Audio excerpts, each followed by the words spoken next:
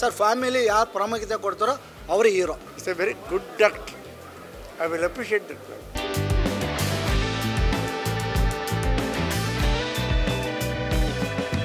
ನಮ್ಮ ಸರ್ಕಾರ ಆಗಲಿ ಜನ ಆಗಲಿ ಪ್ರತಿಯೊಬ್ಬರು ಕಲಿಬೇಕನ್ನೋದು ಈ ಸಿನಿಮಾದಲ್ಲಿರೋದು. ಅದರಲ್ಲೂ ಅವರು CM ಆಗ್ತಾರೆ ಅಂದರೆ ಸಖತ್ ಇಷ್ಟ ಬಾಸ್ ಅಂದರೆ. ಅವ್ರು ಏನೇ ಮಾಡಿರಲಿ ಆಚೆ ಬಂದೇ ಬರ್ತಾರೆ.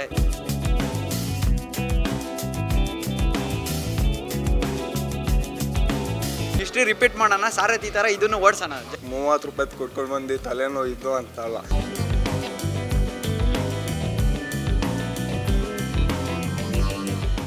ಕೆಲವೊಂದು ವಿಷಯಗಳು ಪೊಲಿಟಿಕಲ್ಗೆ ಹೆಂಗೆ ನಡೀತಾ ಇದೆ, ಯಾವ ಥರ ಬರ್ತಾ ಇದೆ ಹೇಳ್ತಾ ಇದ್ದಾರೆ. ಜನಗಳಿಗೆ ಯಾವ ಥರ ಪ್ರಾಮುಖ್ಯತೆ ಕೊಡಬೇಕು, ಜನಗಳು ಏನು ಸಕ್ಸಸ್ಸಲ್ಲಿದ್ದಾರೆ, ಯಾವ ಥರ ಇದ್ದಾರೆ ಬರ್ತಾ ಇದೆ ವಿಷಯ. ಏನು ಡೈರೆಕ್ಷನ್ ಕೊಟ್ಟಿದ್ದಾರೋ ಬಾಸ್ನ ಆ ಲೆಕ್ಕಾಚಾರ ತರಬೇಕು, ಅದು ವಿಷಯ ಸರ್. ಇನ್ನೊಂದೇನೋ ಜನಸಾಮಾನ್ಯಗಳಿಗೆ ಏನು ವಿಷಯ ಕುಂದುಕೊರತೆ ಏನು ನಡೀತಾ ಇದೆ ಇದನ್ನು ಒಂದು ಇಂಪಾರ್ಟೆನ್ಸ್ ಕೊಟ್ಟಿದ್ದಾರೆ, ಅದು ತಿಳಿಸ್ತಾ ಇದ್ದಾರೆ. They are giving the importance to public. Sir 1 week ಆಗಿದೆ ಹಾಂ ಸರ್. ಹಾಂ ಸರ್. ಕ್ರೇಜ್ ಯಾವ ರೀತಿ ಇದೆ ಸರ್? ಅದೇ ನಡೀತಾ ಇದೆ ಸರ್. ಇವಾಗ ಫಸ್ಟ್ ಆಫ್ ಆಲ್ ಹೆಂಗಿದೆ, ನಿನ್ನೆ ಮೊನ್ನೆ ನೋಡಿ ನಾಳೆಯಿಂದ ತುಂಬ ನಡೀತಾ ಇದೆ. ಜನಗಳು ಒಂದು ಫ್ಯಾಮಿಲಿ ಒಂದು ಮಾತಾಡ್ತಾ ಇದೆ ಅಂದರೆ ಸರ್ ಫ್ಯಾಮಿಲಿ ಯಾರು ಪ್ರಾಮುಖ್ಯತೆ ಕೊಡ್ತಾರೋ ಅವರೇ ಹೀರೋ ಸರ್. ಆಮೇಲೆ ನಮ್ಮದು ಫ್ಯಾನ್ಸು ಬಂದು ಫ್ಯಾಮಿಲಿ ನೋಡ್ತಾ ಇದ್ದಾರಲ್ಲ, ಅದು ಇಂಪಾರ್ಟೆಂಟ್. ಇದು ಸರ್ ನನ್ನ ವೈಯಕ್ತಿಕ ಲೆಕ್ಕಾಚಾರದಲ್ಲಿ ಸೂಪರ್ ಫಿಲ್ಮ್ ಸರ್. ಫ್ಯಾಮಿಲಿ ತುಂಬ ಟ್ರಿಕ್ಕಿ ತಂದಿದೆ. ಆ ಟ್ರಿಕ್ಕಿ ಯಾವ ಟ್ರೈನಾಗ ಹೋಗುತ್ತೆ ಆಗ್ತಾರೆ. ಫಸ್ಟ್ ಹಾಫಲ್ಲಿ ಇಷ್ಟು ಮಟ್ಟಿದೆ, ಸೆಕೆಂಡ್ ಹಾಫ್ ಏನೂ ಇಲ್ಲ.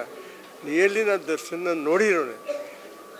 ನಿಂದಾರ್ ಕಾಲೋನಿ ಇದ್ದವನು, ಆಮೇಲಿಂದ ಈ ಚಿಕ್ಕಲ್ಸ ದೊಡ್ಡ ಕಲ್ಸದಲ್ಲಿ ಇದ್ದವರು ದರ್ಶನ ನೋಡಿದ್ದೀವಿ. ಅವ್ರದ್ದು ಆ 5 ಕೋಟಿ ರೂಪಾಯಿ 4 ಕೋಟಿ ರೂಪಾಯಿ ಕಾರೂನ ನೋಡಿದ್ದೀವಿ, ಎಲ್ಲ ನೋಡಿದ್ದೀವಿ.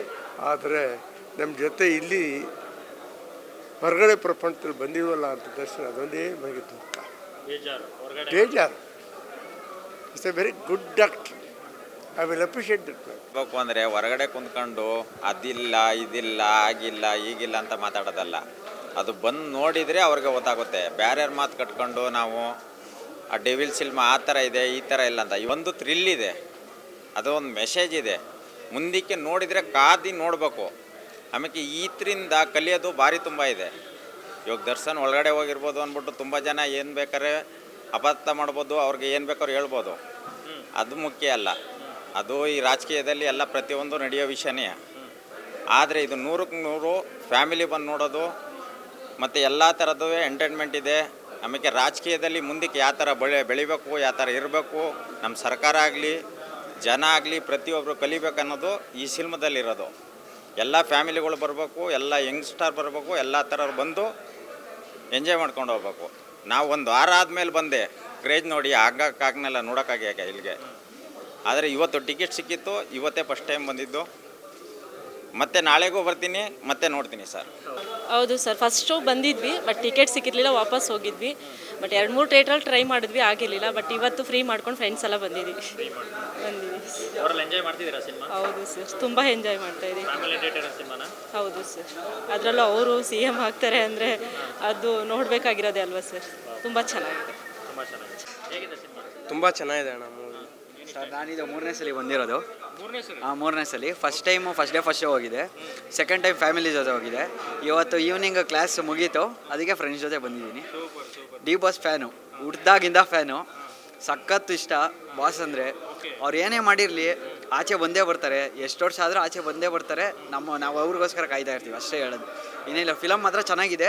ನೆಗೆಟಿವ್ ಕಡೆ ಯಾರು ಗಮನ ಕೊಡಬೇಡ್ರಿ. ಚೆನ್ನಾಗಿದೆ, ಬಂದು ನೋಡಿ. ನೆಗೆಟಿವ್ ಸ್ಪ್ರೆಡ್ ಮಾಡಬೇಕು ಅಂತಲೇ ಎಷ್ಟೊಂದು ಜನ ಬೇರೆ ಮೂವಿ ರಿವ್ಯೂಸ್ನೆಲ್ಲ ಹಾಕಿ ನೆಗೆಟಿವ್ ಮಾಡ್ತಾವ್ರೆ. ಅದನ್ನೆಲ್ಲ ತಡಿ ಹಿಡೀರಿ. ದರ್ಶನ್ ಏನು ಅಂತ ಎಲ್ಲರಿಗೂ ಗೊತ್ತು. ಅದನ್ನ ಇನ್ನೊಂದ್ಸಲಿ ಪ್ರೂವ್ ಮಾಡೋಣ, ಹಿಸ್ಟ್ರಿ ರಿಪೀಟ್ ಮಾಡೋಣ, ಸಾರಥಿ ಥರ ಇದನ್ನು ಓಡಿಸೋಣ. ಜೈ ಡಿ ಬಾಸ್. ತುಂಬ ಜನ ಹೇಳ್ಸಿಲ್ಲ ಅಂತ 1 ವಾರ ಆಗಿದೆ ಬಂದು ನೋಡೋಗಿ ಒಳಗಡೆ ಕ್ರೇಜ್ ಹೆಂಗಿದೆ ಅಂತ. ಅದು ಬಾಸ್ ಅಂದರೆ ಜೈ ಡಿ ಬಾಸ್ ಅಷ್ಟೇ. ಅರ್ಥ ಆಗ್ತಾ ಇಲ್ಲ ಜನರು.